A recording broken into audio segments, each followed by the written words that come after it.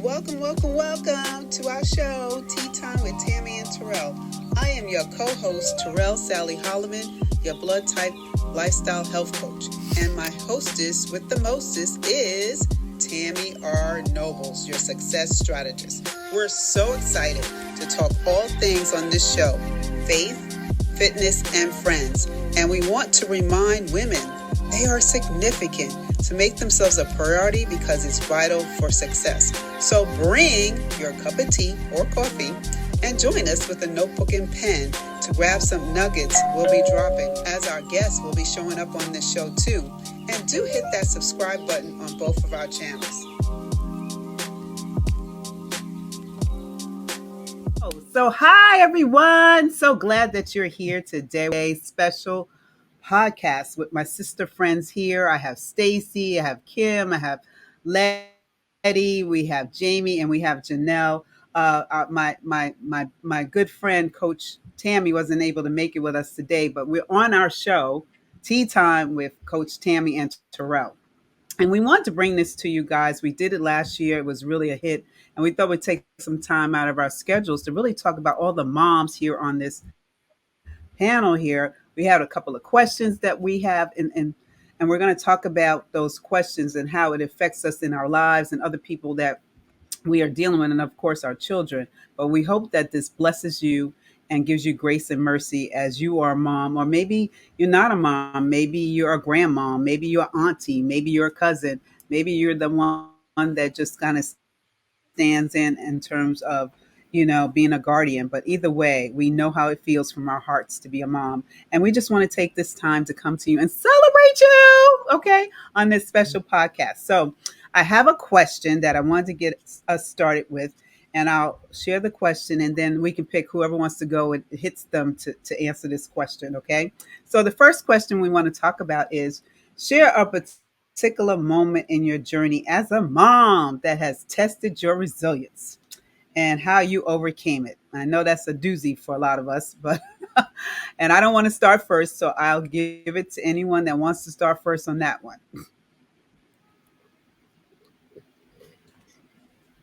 I guess I'll start.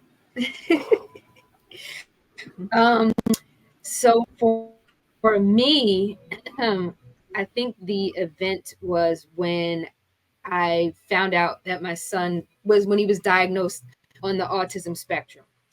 And that was just, kind of mind blowing. I didn't know what to expect, never heard of it.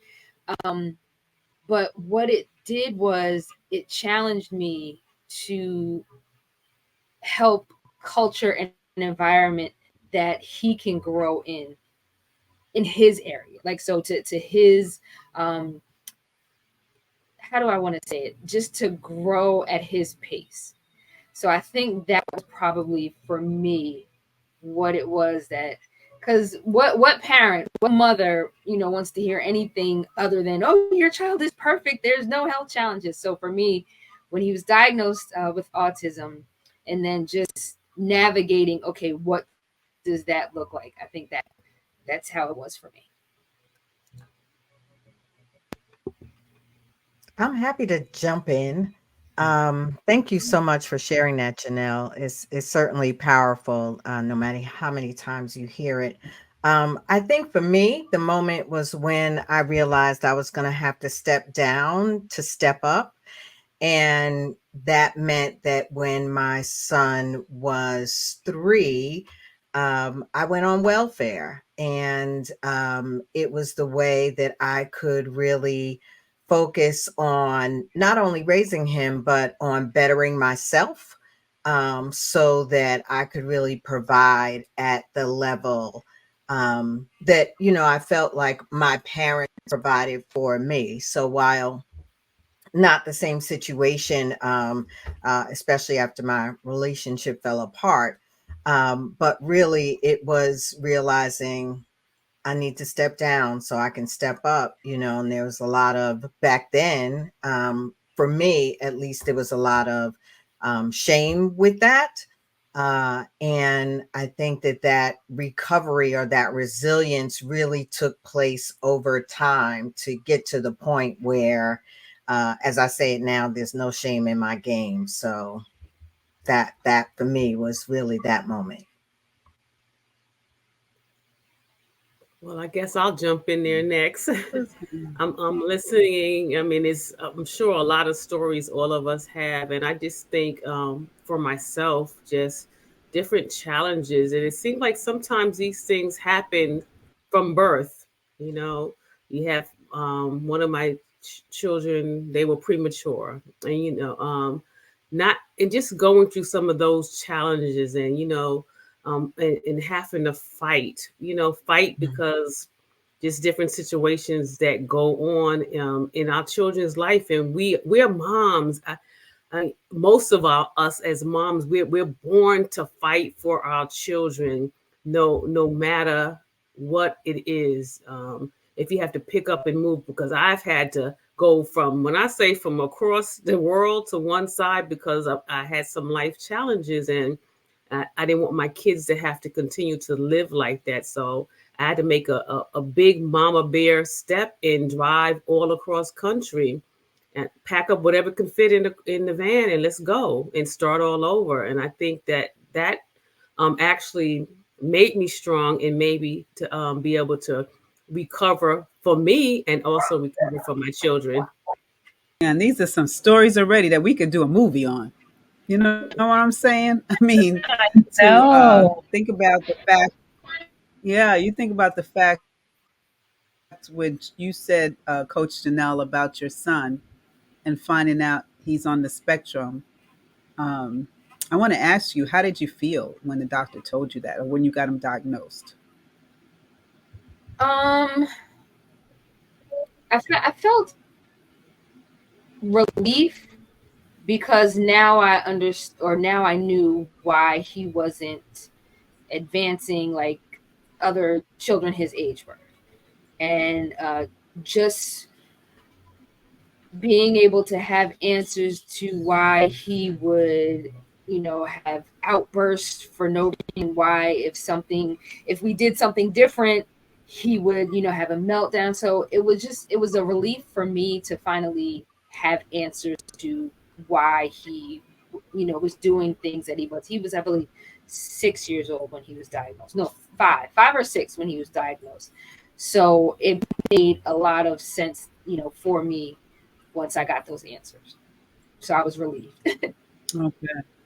Yeah, yeah, that has to be a big change in anyone's lives when we hear that. And then how Coach Stacy was talking about, that shame. That shame is, and I realized when my pastor said this one Sunday, he said the difference between guilt and shame is that guilt is you did something bad and you're acknowledging it so you can correct it. Shame is I am bad.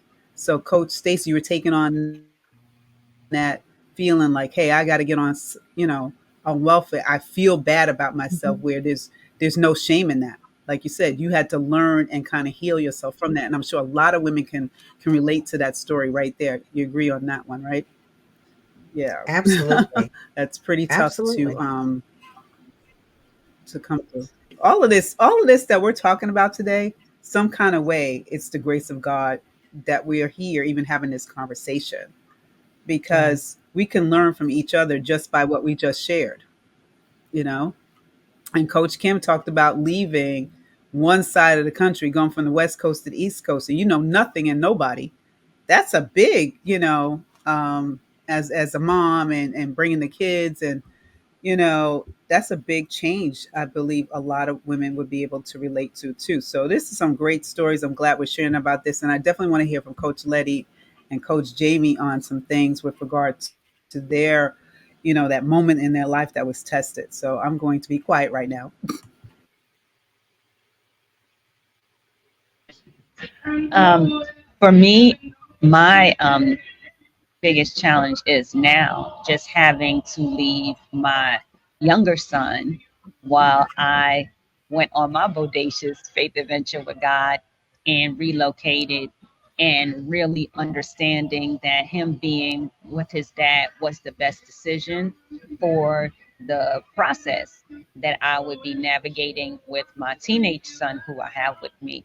and just being able to, allow God to love us through this process. And even for him as a teenager who is understanding what it's like to walk in faith, what it's like to trust God and in greater dimensions, which is like wow, and just watching him just endure the process and with calm, with grace and in peace, right? Even though it's uncomfortable, however, he has just been trooping, and it's like wow, I didn't know what to expect, but I just thank God that, you know, being able to watch him, handle the process with such maturity, and even my younger son with the transition, because this is the first time we've ever been separated.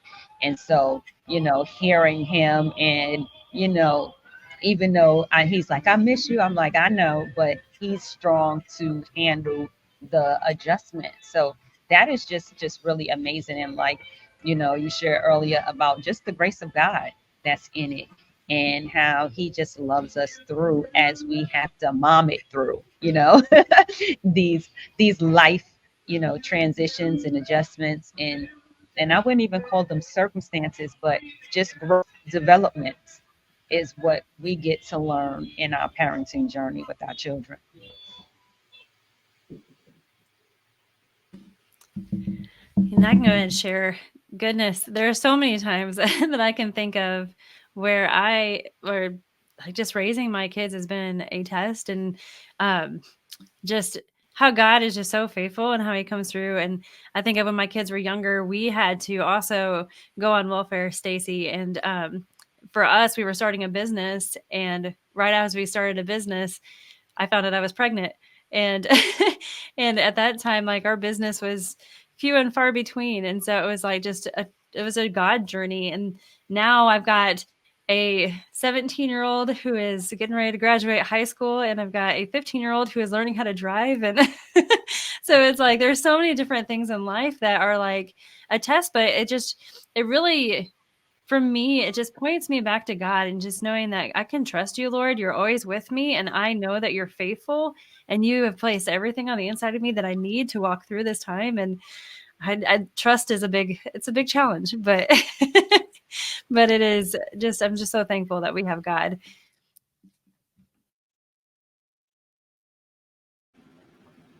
Yeah, that was awesome, Coach Jamie. Just like I said to Coach Stacy, you already relate to her story, and we're just sisters sitting here talking about it, right?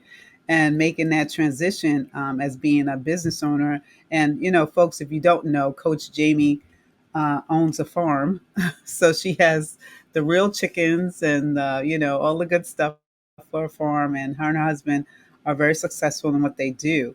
But taking on that as a new couple, and then like you said, then you get pregnant, you're like, oh my gosh, how do we handle this when the funds aren't there? And like Coach Stacy said, there's no shame in that. And then Coach Letty, to be on this journey right now in the present tense, not past, that's in the present tense, knowing that she's leaving a younger son at home. That's guts, that's trust, that's God led, totally God led. And I look at her and I'm like in awe sometimes. I'm like, God, that is true faith. I pray that I have faith like that to walk in anything that happens in my life going forward. And when you guys are talking, I'm trying to think of, like Jamie said, there's so many times with our children that we think of moments that has been tested. But one comes in mind. At the time, my daughter was 15. She's 28 now, just to show you how far back that is. But I remember this time when she really tested me. I have two children, a son and a daughter. And she was at that stage, I feel, when they're rebelling, they're trying to figure out their way, they're challenging your authority in the household. And she said a couple of things to me that night. And I said, well, we can't have two queens in this house. So as a result, and it took the life out of me to do this, I said, well, if you want to continue on that road, you're going to have to live somewhere else. And I drove her all the way from the state of New Jersey all the way to the other side of New York, all the way out in Queens, and dropped her off with her nana, which is my mother-in-law. Because at the time I felt I wasn't being the best mom that she needed at the time. And I know I needed some more help and some more knowledge and some more, just forgiveness. I don't know what it was at the time, but I knew that she couldn't stay here. And my nana, my mother-in-law took that on, and she says, it's okay. We all been there at that time when we had to pass the baton some kind of way, whatever the situation was. And she took her for the next 4 months and loved on her and cared for her. And during that time, my daughter realized, I mean, we went to therapy for this, that I wasn't being mean. I was doing what I can as a mom. There's no manual, and we have to learn to get past this. So both of us had to learn how to overcome, how to forgive each other. And as a result of that, now Taylor's, like I said, 28, going almost on 35, the way she's sometimes. But we have the better relationship now. She calls me her best friend. I don't know why, but she does. Um, but I know now that at 15, we had to go through that to have the relationship we have today, you know? So just to say that, moms, we do so many things. We have so many titles, and we work diligently with the Lord to keep us faithful, to keep us in prayer, to keep us covered, to have that generosity, to nurture our children, and just get what we need in our community. And the sisters on this lot right now, I'm telling you, are some of the closest folks I know in my community, that we are really here to help each other through whatever we're dealing with. And I can honestly say that. So I wanted to bring another question as we're talking about this, because as moms, as business owners or employers, we're in the ministry, right? um, you know, how do we balance all of this? We all have personal ambitions, and with the demands of motherhood, how do we balance all of that? So anyone can start that conversation, and we'll move right into that. Who wants to get us started on that one? I can start. So for me, I have a little bit interesting. I mean, my husband is a home or a business owner. I'm a business owner, and then I also homeschool my kids. And so, and I have since kindergarten. Now they're going to be in their junior year and senior year of high school, and so it's been a journey all along. But I have always made time to really focus on my kids. And like whenever they were younger, I would make them do, like, if they were when they were really little, they did a 2-hour nap time. And that's when I would really focus on what I needed to focus on for my business. And then as I got older, I still built that time in for them because I wanted them to learn how to relax, because I didn't know how to do that. And so I gave them a quiet time. 1 hour they could play quietly together, and the other hour they could read quietly. And just to give them that time. And now as they're older, like, I see that inside of them, like they want to start their own businesses and they want to do things that like God has placed on their heart to do. My son wants to be a pastor. My daughter wants to help girls who are trafficked to know that God loves them and they're beautiful, and just to show them their true identity. And it's just amazing just to see how that works. But like, it was definitely a balance game. There was a time where I was out of balance, where I was so focused on my business. My kids probably my husband didn't even see me for like months. And it was when I hit a wall and I was like, I can't live like this. This is not life, that I had to step back and say, there's got to be a balance. So I worked in a routine and just 2 hours a day. That was my goal. And everybody's like, you cannot be successful 2 hours a day. I'm like, watch me, because I've got God on my side, and I'm going to focus on my family more than I focus on my business, and God's going to bless it. And so that's kind of where I started. Praise the Lord. Hallelujah. And thank you, Jesus. I don't have to do that anymore. But my one and only is now 31. And so although he lived abroad for a number of years and has just come back to the nest, y'all pray for a sister. The reality is that I no longer have to balance. Yet, when I was on that trajectory of professional growth, and so while trying to excel in my career and raise my son, it was really a challenging balance at times. And I believe that one of the things that really helped me the most was showing myself grace. I think that that was the only way, I did it. I look back retrospectively. I can admit that I wish we had more fun. Um, and yet, he's a good young man. He's thriving. He's, living his God ordained life. And so, I guess it was enough fun. But yeah, I don't have that challenge anymore. So power to you, sisters, with the little people. When I think about that word balance, honestly, when back then, because my kids are, grown out house, all that kind of good stuff, I didn't know nothing about no balance. I didn't know nothing about no boundaries. This is this new stuff, this new generation. I'm going to be honest. I didn't know what was that. You had your kids, you took them, they went with you, and that's just how it was. You know, I didn't think until later on in life, maybe high school, then you get a little bit more, oh, I can actually do something.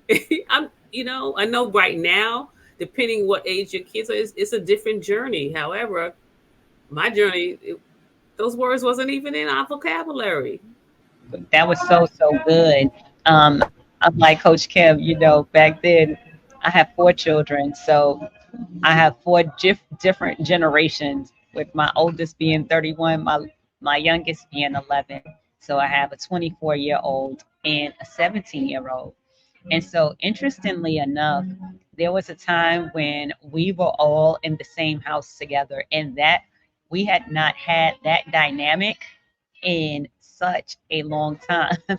And I remember, like, I was doing everything like a mad woman. When I say, y'all, it was crazy. And I remember I was like grumbling to God, and I'm like, oh my God, like, how do these women like do this? Right. Like, I'm like, oh my God, Lord, like, I'm doing blah, blah, blah, and I'm doing this. And he was like, yeah, well, maybe you need to just stop that and start delegating some things around. And I was like, huh. Right. Cause I'm like, you call me to this business and I have to take time to do this. And then I'm like, and I homeschooled my younger son for 3 years. And so, with that, then my daughter didn't drive. So I was driving her back and forth to work. And then I had my oldest son. And then sometimes his car would break down. So then I'd be trying to navigate with him.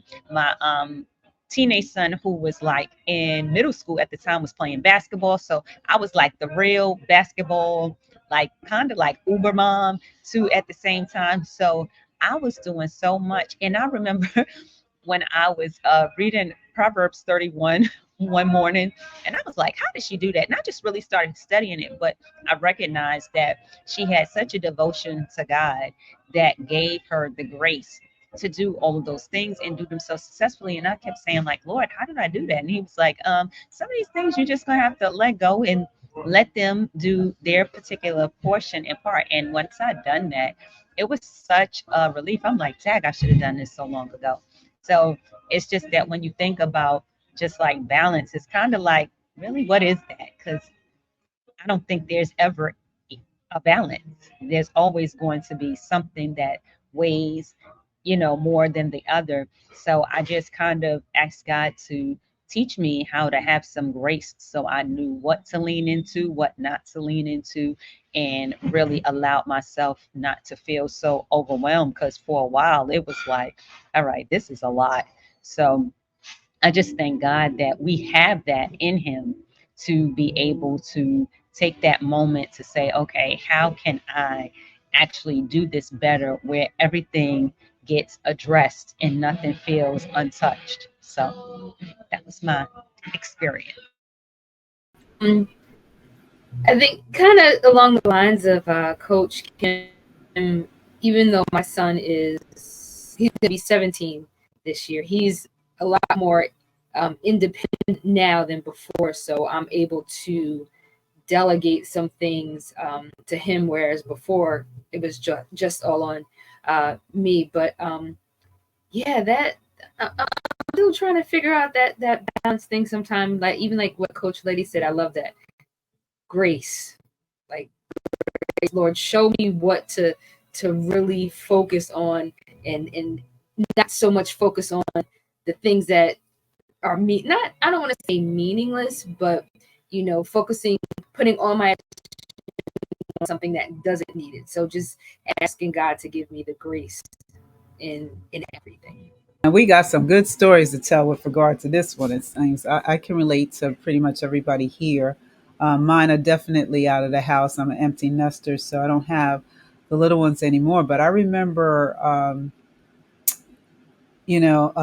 gosh, I remember when I got diagnosed with systemic lupus, and then my children came. So having a health condition plus having little ones, boy, was that a combination for me. Then I'm working 70-hour work weeks, attempting to please everybody at work, trying to quote unquote, like Coach Kim said, there was no balance. There's no such thing as boundaries and stuff like that. Um, but I did the best I can. I thank God for my husband for really being the source of everything that we do here. And I didn't know God like I know Him now, but He got me through regardless of what happened. So I definitely understand that it's not easy being you know ambitious, put together. We not always put together. You do what you can. You give grace and mercy, and you move ahead as much as you can with your children, and you pray that they understand. As much as you can communicate. And stuff like that. So it's good to see you, Coach Jamie. I know you have to hop off. And I believe that Janelle has to hop off too. So I'm glad they had some time with us today, with regard to our special podcast, our special podcast.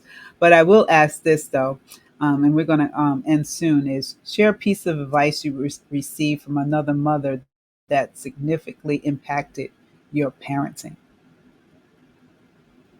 Who wants to start that one? A piece of advice someone gave you that's another mom that really helped you in your road. I'll I'll start before I leave. Um, to not compare myself to other mothers. That was pretty powerful because especially as a new mom, and when your child is not going according to the milestones, you kind of wonder, am I doing something wrong? So that's the best piece of advice.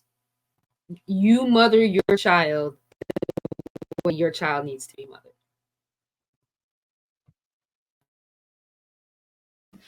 Yeah, and I'll go next so I can share before I have to hop off. But for me, it was just the basic of like, make sure to keep God first, because a lot of times when we're raising those young kids, our schedules are crazy. Our Bible time doesn't look like it did before we had kids. And so just making sure that we took time to spend with God, I think that was really huge, because I've seen so many moms struggle, and especially with their walk with God during that time. And I don't know that I could have done it without him. So that's where I would say that's probably the best advice that I received. Well, I want to thank you, ladies, for being here. The ones that Janelle and Jamie have to hop off. And those were powerful statements. No comparison, and how often we do it. And thank you, Jamie, for that too. Keeping God first, because now look at what you're doing in your life with all the teens, and bringing them to God too. So I really appreciate you both. Who wants to go next, Letty or Stacy or Kim? I'll go next. And what I'm going to say, well, I'm just going to say it. Put your kids first. And I'm not talking about over God or your spouse. I'm talking about those that might be a single mom and they're putting other things before their kids. They're putting their relationships before their kids, and perhaps, that 60-hour work week before their kids, or you can probably fill in the blank, because our kids need us. That's really the bottom line. Our kids need us. You can have a relationship after they grow up. You got a lot of years to do that, or other things that you might want to put in that place. So I think with that, the power of no, that you're going to have to say some no's to be able to keep your kids first, to be able for you to nourish them and help them and guide them and all of that, and not someone else. Not you know yeah, I'm gonna leave it at that. Think yeah. Oh, that's good. I love what everybody shared. I didn't have anything from a particular mom, but one thing that I did learn over the years in motherhood, and I would love to share with other moms, is to be present with your children. One of the things that I didn't realize, as moms, we wear many hats. We have many roles, and a lot of times we, like to think because, especially for single moms, and even sometimes married moms, because sometimes some husbands are not as interactive in the parenting journey because some men feel like they make the bacon and they bring it home and mama you do the rest, and so you don't always get that support from your spouse that you'd like to get to. So sometimes it does feel like you're doing that on your own as well. But what I did recognize is being present and being able to make sure that your children are seen and they're heard and they're able to express themselves. I'm not sure about you ladies, but I know growing up, you know how we grew up, especially I got an OG mama. I'm from New York. So it was like, stay in the kids' place, out of sight, you know what I mean? Like you don't say anything, you don't express yourself. And it's so interesting, me being in my 50s now and having conversations with my mom, and especially when we talk about children, but really understanding how I had to lean into God's guidance and counsel in that, because my parents were physically present, but not emotionally present. And so a lot of the times, a lot of our children are facing that because as moms, we're the only ones. So some moms have to work two jobs to just make ends meet. And so they're not always able to be emotionally present because they have their own distresses. But I would just like to share with moms, even if that may be your case, to take the time out to really breathe, right? Take a deep breath.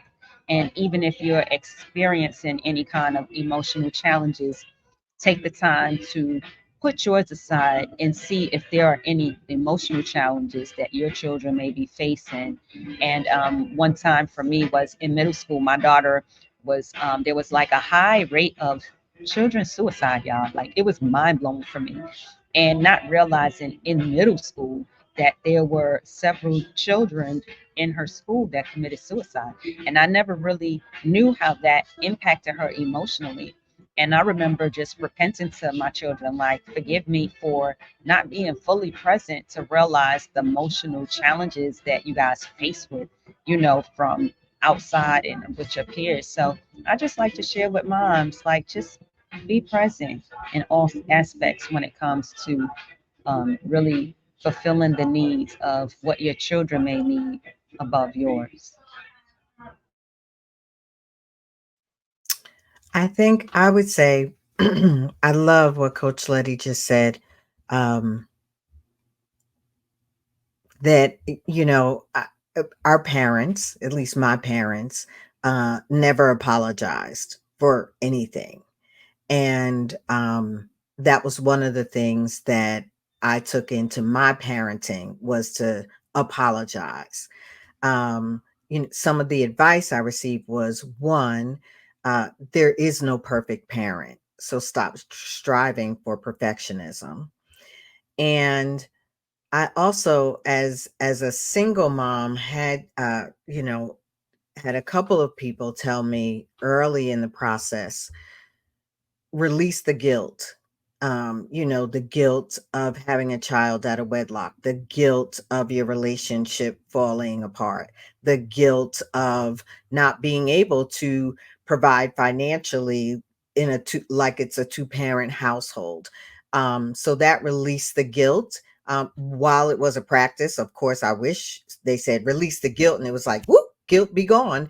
But that for me was really powerful. And I think that, knowing I wasn't perfect allowed me to apologize to my son in the moments when I realized I could have done that differently, or I didn't acknowledge the fact that, he's 10 and I'm, 30, and we think differently. And, um, I all of those lessons honestly have continued to be important and meaningful to me, even as my offspring is an adult.